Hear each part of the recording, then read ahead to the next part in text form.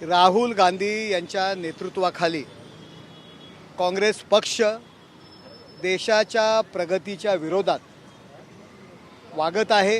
राहुल गांधी स्वतः देशाच्या बाहेर देशामध्ये देशाच्या विरोधात वक्तव्य करणं, देशाच्या पंतप्रधानांच्या विरोधात वक्तव्य करणं आणि देशाच्या प्रगतीच्या विरोधात वागणं अशा पद्धतीची वृत्ती काँग्रेसची सुरू आहे।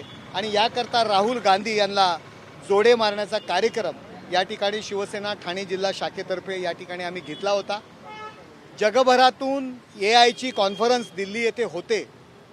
देशाची प्रगती त्या ठिकाणी लोकांसमोर आपण आणतोय। देशभरातील प्रतिनिधी आपल्या देशाची प्रगती AI टेक्नॉलॉजी ती पाहायला आलेले आहेत, त्यांच्या टेक्नॉलॉजीचं प्रदर्शन त्या ठिकाणी करायला आलेले आहेत। हा देशाचा सन्मान आहे। परंतु राहुल गांधी यांच्या नेतृत्वाखाली युवक काँग्रेसचे पदाधिकारी त्या ठिकाणी चड्डी बनियांवरती निषेध करतात आपल्या देशाचा। हा देशाचा अपमान आहे आणि देशविरोधक देशघातक अशा ह्या कारवाया आहेत। आमची मागणी आहे देशद्रोहाचा गुन्हा या सगळ्या लोकांवर दाखल करावा आणि त्याचबरोबर राहुल गांधी यांच्यावर सुद्धा देशद्रोहाचा गुन्हा दाखल करावा। देशविरोधी कारवाया त्या ठिकाणी ते करतायत, पाकिस्तानची भाषा बोलतायत। काँग्रेस ही देशातून हद्दपार होण्याच्या स्थितीवर आलेली आहे। त्याकडे लक्ष न देता केवळ नरेंद्र मोदी यांची बदनामी करणे, देशाची बदनामी करणे हे राहुल गांधीचं काम चाललेलं आहे। त्याचा निषेध या ठिकाणी आम्ही केलेला आहे। आज देखील भिवंडीमध्ये राहुल गांधी होते आणि आरएसएसच्या संदर्भात जरी वक्तव्य दिलं त्यासोबत त्याचा देखील निषेध आज या ठिकाणी करतो। हे बघा, राष्ट्रीय स्वयंसेवक संघ या देशामध्ये खूप चांगलं काम करतोय, परंतु केवळ त्यांना धार्मिक गोष्टीमध्ये अडकवण्याचे प्रयत्न, त्यांना बदनामी करण्याचा प्रयत्न आणि काही विशिष्ट धर्मियांची मतं मिळवण्याकरता RSSवरती बाण सोडायचे आणि RSSची त्या ठिकाणी बुराई करायची हा एकमेव धंदा आता राहुल गांधी आणि काँग्रेसनी केलेला आहे। त्यामुळे त्यांचा निषेध करणं गरजेचं आहे। देशद्रोहाचा गुन्हा दाखल करणं गरजेचं आहे आणि राहुल गांधी यांची खासदारकी सुद्धा रद्द करणं गरजेचं आहे। देशाच्या विरोधात देशाची बदनामी करणं याकरता देशाचे खासदार म्हणून राहण्यास त्यांची लायकी नाही आहे। त्यामुळे त्यांची खासदारकी रद्द करावी आणि तशा पद्धतीचा ठराव सुद्धा आम्ही येणाऱ्या लोकसभेच्या अधिवेशनात आणू आणि त्यांच्यावर देशद्रोहाची कारवाई करणं गरजेचं आहे। देखो, राहुल गांधी के जो तेवर है वो देश के खिलाफ है, देश के जो प्रगति हो रही है उसके खिलाफ है। देश की बदनामी करना यही राहुल गांधी का एकमेव धंधा है।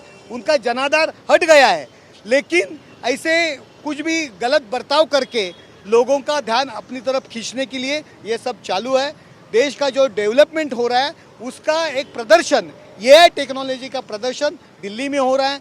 देश के सभी अपने दुनिया के सभी देशों के प्रतिनिधि वहाँ आ रहे, वह अपना देश की प्रगति देख रहे, देश की डेवलपमेंट देख रहे, लेकिन वहाँ देश के खिलाफ धरना करना, प्रदर्शन करना ये देश के खिलाफ की कार्रवाई है। इसीलिए उनके ऊपर देशद्रोह की गुना दाखल करना चाहिए।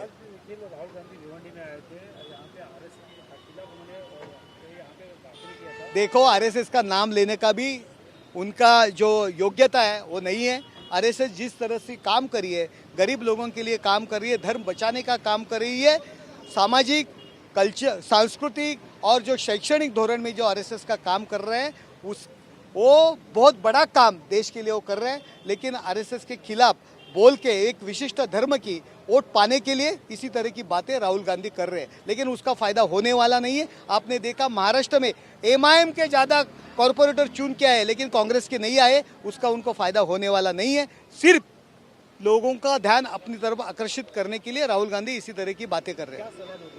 राहुल गांधी को मुझे यही सलाह देने की है, आपको पप्पू कहते हैं, आपकी जो दिमाग है जो पप्पू जैसा लाल छोटा बच्चों जैसा जो चल रहा है उसमें सुझाव हमारे थाना में मेंटल हॉस्पिटल में आओ, हम आपका लिए बेड बुक करते हैं, डॉक्टर बुक करते हैं, एक 10-12 दिन की ट्रीटमेंट लो, आपका जो मेंटली बैलेंस जो बिगड़ गया है वो अच्छी सही तरह से होंगे। थाना में जो मेंटल हॉस्पिटल उसमें हम आपको ॲडमिट करेंगे। राहुल गांधींना काय सल्ला असेल? राहुल गांधींना माझा एकच सल्ला असेल, आज ते भिवंडीत आलेले आहेत, गाड्या आमच्या मेंटल हॉस्पिटलकडे वळवाव्या। त्यांना जे पप्पू म्हटलं जातं, लहान मुलाला पप्पू म्हणतात, तशा पद्धतीने त्यांची मेंटली अवस्था झालेली आहे.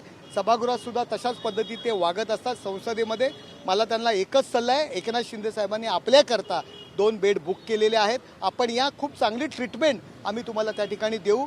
10-15 दिवसात आपण खूप चांगले व्हाल, जेणेकरून काँग्रेस पक्ष जो औषधालय उरलेला नाही तो थोड्याफार प्रमाणात या देशामध्ये तरेल. या काँग्रेस पक्ष थोडासुद्धा तरी राहील, नाही तर तो संपूर्ण नायनाट त्याचा होणार आहे. राजकीय प्रश्न वेगळा आहे. उपमुख्यमंत्री सुरेंद्र पवार यांच्या शासकीय ड्रायव्हरला बाहेर काढून अनिकेत तटकरेने स्वतः गाडी चालवली. कुठेतरी घातपात झाला असता, काय झालं असतं? शासकीय ड्रायव्हरला बाहेर काढून गाडी चालवणे अनिकेत तटकरेने टीका राष्ट्रवादी शरदचंद्र पवार पक्षाकडनं.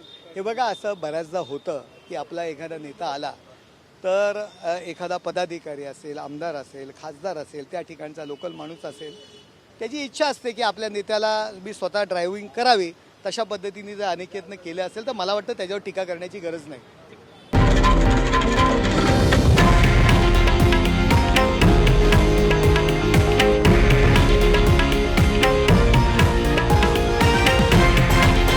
हे आहे देशातील नंबर 1 न्यूज नेटवर्क आणि आपण पाहत आहात TV9 मराठी, एकमेव.